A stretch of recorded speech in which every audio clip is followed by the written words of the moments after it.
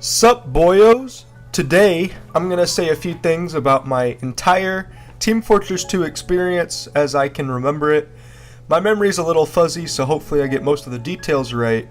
And there's absolutely no way that this is all in chronological order. I'm just saying the things that I remember. It all started back in the 7th grade at my lunch table. The school year was wrapping up, so it was probably around March, April, or May of the year 2010. At the time, my best friend was a kid named Isaac who was a big PC gamer. We still talk to this day. The only interaction I had with PC gaming at the time was an MMO called, you guessed it, Cartoon Network's Fusion Fall. Up until that point, I played almost entirely Nintendo games such as Animal Crossing, Super Smash Bros. Brawl, and Kirby. I also dabbled a bit in Halo 3 with my friends and my little brother, but I had absolutely no experience in PC gaming for the most part. My buddy Isaac would talk about a game called Team Fortress, not 2, but the classic version. He'd talk about it all the time and explain to me the class-based mechanics of the game. I was awestruck and really wanted to play it. He told me about Steam, which he just downloaded, and it's a big collection of games. At the time, I had no computer to run Steam on, as I just shared the family computer to play Fusion Fall on or go on Newgrounds to learn curse words. But my birthday in May came up, and my parents got me my own computer so I would stop hogging theirs. It was an old hunk of junk, but I managed to download Steam. However, my first Steam game in my library was actually Portal, which was given out for free to anyone who downloaded it in a certain time frame. I never actually got to play Portal because of how bad the PC was, so I just stuck to Fusion Fall. Eventually, around November of that year in the 8th grade, I convinced my dad to let me buy 2 Steam games that I saw Isaac was playing a lot, so that way I could play with him. The first one being Garry's Mod, which actually ran on my computer, surprisingly, and the second was Team Fortress 2. Unfortunately, the game didn't work very well at all, so I stuck to Gmod for the time being. Even so, Isaac had gotten the game before me during the summer, and he gave me a few weapons to start out with, one of which being a vintage huntsman that I still own to this very day. Later that year for Christmas, my parents listened to my cries of agony for playing on a toaster, and they got me a slightly better toaster. I loved this little laptop though, and thought it was the best computer possible. It ran Team Fortress 2, surprisingly, only at a very poor 30 frames per second, but I instantly fell in love with the game. I stopped playing Garry's Mod with Isaac almost completely and was exploring different maps and servers. In January of 2011, I opened the server browser up and saw a server that ran an interesting map, Arena 2 Fort. At the time, with my limited play experience, my favorite maps were 2 Fort, the Capture the Flag variant, and Nucleus. Nucleus was played in 2 modes, King of the Hill and Arena, but I by far preferred Arena. I decided to join, and that's how my run started, playing on Arena 2 Fort servers. I loved everything about the map, and I loved the server it was on, which at the time was Deathbox. I befriended one guy on there that I remember so very well, named Outburst Flames, or as he would be later known as, Jerome. He was the best sniper on Deathbox, and a handful of people who remember him would say he's better than some of the best snipers on Railbait now. Eventually, he joined another Arena 2 Fort server, Dex and Des, and I joined him thinking it was Deathbox. It wasn't, but this community was much nicer and seemed more fun. Haha, RTD, ha. Around this time, I still used my laptop's mic, and I was a squeaker kid. I was only around 13, and you could definitely hear the game out of my speakers.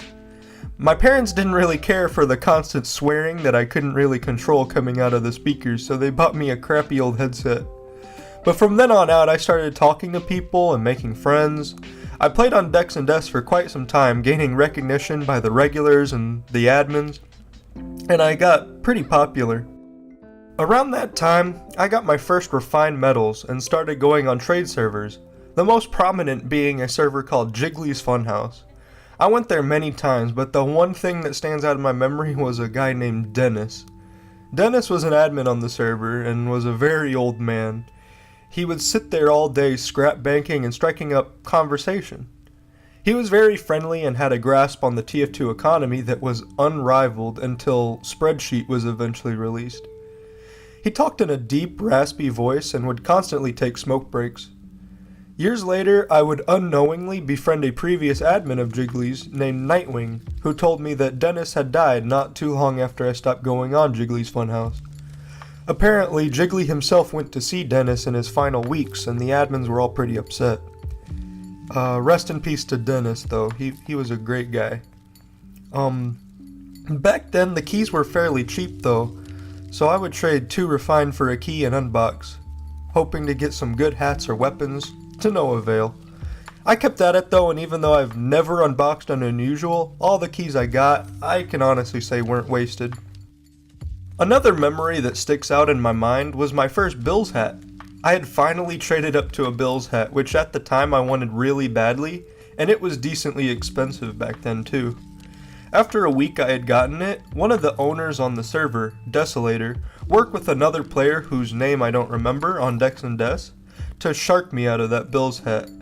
Desolator told me the price had went down severely, so I traded it to a guy who offered me well over the supposed price. This sparked my eventual rivalry with Desolator. I'm still not sure what he had against me, but who knows. He used to delete all of my admin applications even though I was told Dexel Dragon thought I'd do a decent job. A few months later, I was audibly upset with the fact that I didn't have an unusual yet.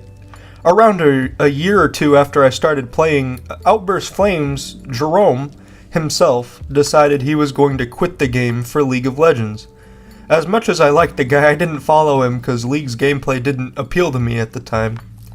He somehow had gotten 2 unusuals, I don't exactly remember how, and he'd give me one of them when he quit.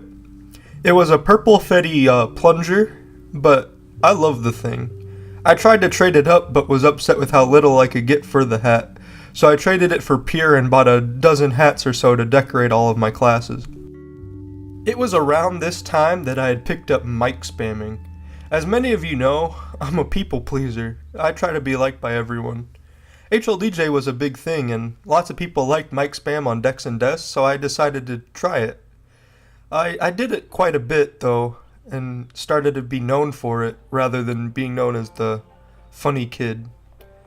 Desolator saw this as his chance to finally get rid of me, so he told me I wasn't allowed to mic spam for a whole week. I listened to him, and eventually a week rolled around, and so I figured, oh, I guess I'm done, and I booted up HLDJ and played some funny sound clips over the mic. An admin was on and promptly permanently banned me as he was told to do by Desolator. I was outraged, so I filed an appeal, and with the help of an admin known as Apocalypse and the owner Dexel Dragon, they saw the absurdity in the situation, and my permanent ban only lasted 2 days. The next big event that I remember is when I met my good friend Z. He was brand new to the game since it had just become free to play. He unboxed a single crate and got an unusual. He was on Arena 2 for it, so everyone was trying to buy it from him, but none of the offers seemed that interesting to him. That is, until I offered around 12 to 15 keys around the time in Stranges and a big country. Around this time, this was all well under a single bud though. But he accepted. The hat was worth 3 buds, and I started trading it around trying to get a hat I liked. I finally came across a peace sign demo fro, and I fell in love, so I instantly offered what I currently had. I think it was a TF logo Big Country at the time. He accepted, and I got the hat, but unknowingly to me it was gifted, so it brought the hat's value down to like a quarter of its actual worth, because this was before you could wipe the gift off. I guess it's karma for me sharking Z that I would get sharked too. But even so, me and Z are still friends, and he's cool with it now after I apologized many times. We still joke about it to this day.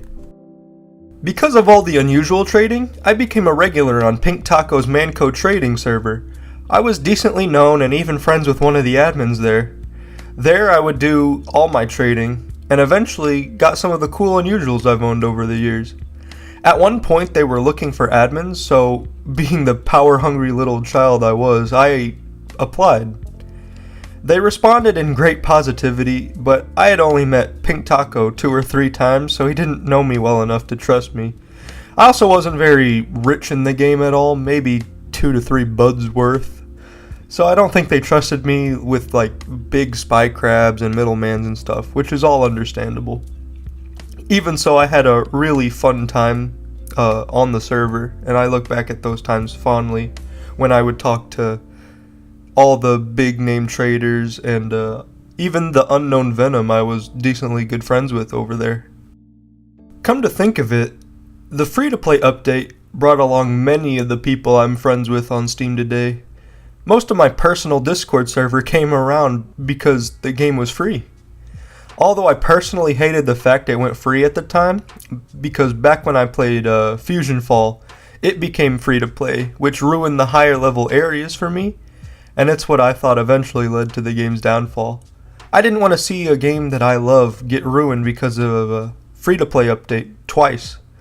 Fortunately, it didn't die, and many people still play today.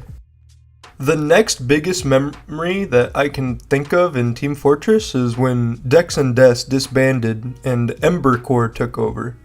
Desolator didn't play much anymore, thank goodness, and Dexel Dragon had started up his own server system. In order to try to promote it, he converted Dex and Des to Ember Corps and placed it under the care of Baka and Cakehole while he dealt with his company or whatever you call it. Baka and Cakehole were admins on Dex and Des, and they were always known for being cool and funny guys, while still being a bit too strict at times. They changed the server to what they thought worked best and hired the admins they liked, and not really the ones that could run the server the best, at least in my opinion. As you can imagine, I didn't get admin on that server either. Baka and Cakehole were kinda cool with me from what I remember, but this was around the time that I started trying to be a internet troll XD kinda guy and mess with admins and other players, so it was fair that they didn't trust me to be an admin. Almost simultaneous to this, there was a player on the server named Cripe. Cripe was a cool, funny guy that I actually looked up to. He had great comedic timing, always made the game more fun. The only problem was that he was really hated by Baka and Cakehole. Eventually, Cripe's UGC teammate Saber joined the server, and somehow we became friends. I must have left some kind of impression on him, because one day he randomly asked me to sub in for Cripe on his team as their demo man, because Cripe kept missing practices. Even though through this we somehow became really good friends, and I changed my main, which at the time was Pyro, to demo man, so it was a pretty important thing.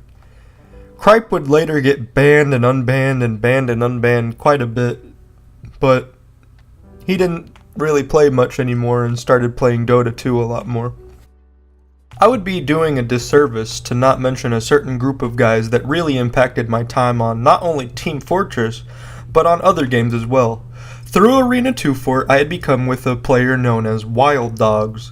He was an egotistical little guy that loved Scarface and Batman. He would later pull me into a Skype call or Steam chat, I can't remember which, with a group of guys that at the time went by BOFD. The group included 2 guys who I remember fondly, Brandon and Chris, and a few others that I never really connected with, but I still liked. Together we would play lots of Gary's mod stuff, most notably Dark RP, and some TF2. Chris, the group's quote-unquote leader, one day decided to make his own TF2 server and made all of us admins. The server was popping for the first few days, and we did a pretty good job of running it. Ember Corps saw this success and for some reason labeled us as an anti-Ember Corps group. They threatened action against all the admins, including me, like they were gonna ban us from Ember Corps or something. We had to convince them that we weren't anti-Ember Corps and that it was just a group of guys making a server for fun.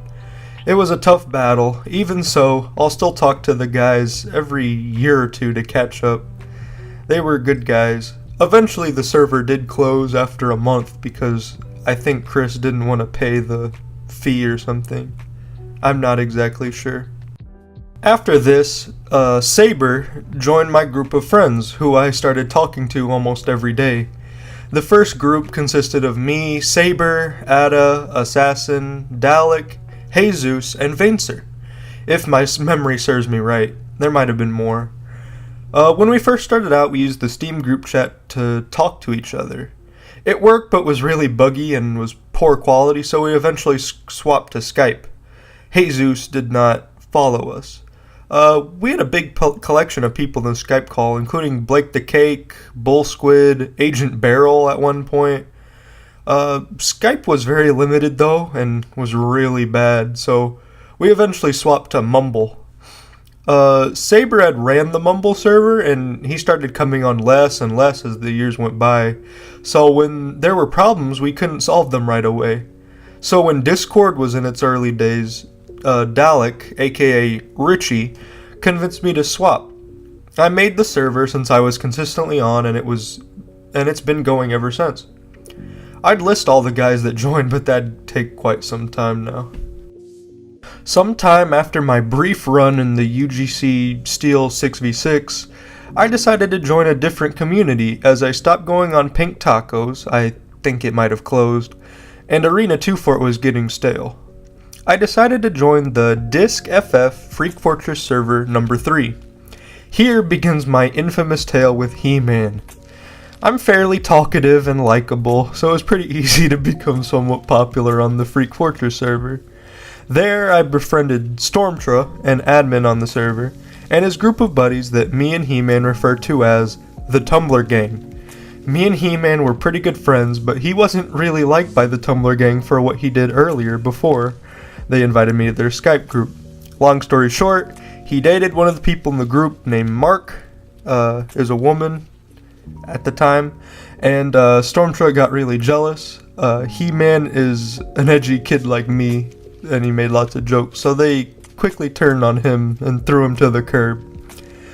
They saw that I was talking to him a bit too much and told me to stop, and I didn't stop, so they didn't really like that, but they tried to look past it at least. Eventually I made an edgy Nazi joke, and Mark got all offended, so they kicked me out. I made a Dunzo manifesto on my group, talking about how unfair it was, and I must have hit a nerve because they treated me like utter dog shit from then on out. Eventually, Mark typed up this long 5-paragraph essay on why I'm a bad person, and I just replied lol K, which me and He-Man still use as a joke, because it's pretty funny. He-Man stuck with me, and I brought him on Arena, and as you can tell, he still talks to me to this day. Around this time, I think, because of good advertising on Dexel Dragon's part, I decided to put some cash I saved up into a server of my own. I was bored of Arena 2 Fort, as you could tell, and wanted something different that I could control and make changes. This was around the time that Buck and K-Cole started changing the weapons to where like the Cleaner's Carbine could headshot and stuff. It was dumb in my opinion, so I wanted to do something that I could control. So I made the Good Times community and made a server that ran 24/7 Arena Dust, but it would change maps constantly for events and if I wanted to rotate and stuff, and it didn't have a fit schedule really at all. There was an incident with Z's brother or something that I had to fix that caused me a little stress, but nothing of it was really too bad. The play rate started to decrease as time went on, and my map rotation didn't really appeal to many players, I don't think. I mean, who doesn't like Arena Corey in the house? Come on, guys. I decided that I didn't want to put my money into an empty server, so I canceled the server and I decided to go back to Arena 2 Fort. Funnily enough, this was around the time that Bach and K-Cole were done with TF2. So they handed the community over to Switch, current manager of the CTF2 Fort server on Railbait, and he made the Sunder servers community. When I closed my server, I took a small break and played League for a long time. It's funny because I didn't say I liked it earlier, ha ha ha. So when I came back, I tried to reclaim my former glory days and be the internet troll XD guy I was back in the day. Unfortunately, I didn't come off as internet troll XD guy. I came off as a dick. Switch saw this as me being mad my server failed, which I wasn't. I mean, I ended it on my own terms, but I can understand why you'd think that. I'm still not sure how this happened at all, but Switch claimed that I used an alt account that was traced to my IP in order to cap the point, and I think there was a DDoS accusation. I don't even know what happened anymore, though. Either way, he permanently banned me from Sunder servers, and as you can probably tell, I was pretty upset being banned from my favorite community. At first I tried to convince him that I didn't do it, which didn't work, and I was telling the truth, so I got really mad, and so I just started trying to get banned no matter what. I lied to him. I said, oh, my friend did it, don't punish me, haha, funny. It didn't work either, and I was so angry that he didn't believe me, which I actually thought we were on good terms before this, so I'm not sure exactly what happened. I cursed him out, said some mean things. If you're watching, Switch, I do apologize. I was young and immature. But Switch didn't like that, so I remained banned for a few weeks. I think up to 2 months I was actually permanently banned and just kind of played League. But before I knew it, out of the blue, Sunder Server's Steam group announced that I was unbanned. I was confused, but I didn't question it. I came on and I stopped trying to be some edgy internet troll and just went to be a overly sarcastic version of myself. I took a year-long break from TF2 before coming back, and Switch had partnered up with Railbait, which is where his heart was from the beginning, if you ask me. And Arena 2 Fort was in the spot it's in today. I play there so much that I'm one of the more popular people on Arena. People love me, hate me, in between, don't really care, who knows. Even so, I've made lots of friends there and continue to try to make things fun for myself and others. I kinda don't want to be an admin of Arena 2 Fort like I did so much earlier in my TF2 career, because the stressful environment that running my own server put me in, just saw how unglamorous it was, and you know, I become pretty good friends with ZamMan, and I just hear him complain, and I don't want to put myself in that situation. I got a new PC around 1.5 years before I made this video, so I can actually run the game decently now. The sad part is that when I got the new PC, I still mostly played League at the time, and even Overwatch, because it had just come out. I did eventually come back to Team Fortress, because I could run it on high graphics settings, enjoy it to the fullest, and it felt fresh, even compared to Overwatch, which got stale for me pretty quickly. I don't regret picking it up 7 years ago, and I don't regret spending the supposed 7,000 hours I have on it. I bet like 1,000 of it's idle hours, but don't tell no one. I enjoyed every second of it. There are many stories that I have that I didn't tell today, like some of the changes back on Dex and Des, like boss mode, or my experiences with Bob, Mwai back in the day. I figured I could save those for another video or something, since I think this is going on long enough. Even so, hope you enjoyed it. Thanks for watching, and stay tuned for anything else I decide to put out in the future. Thanks, guys.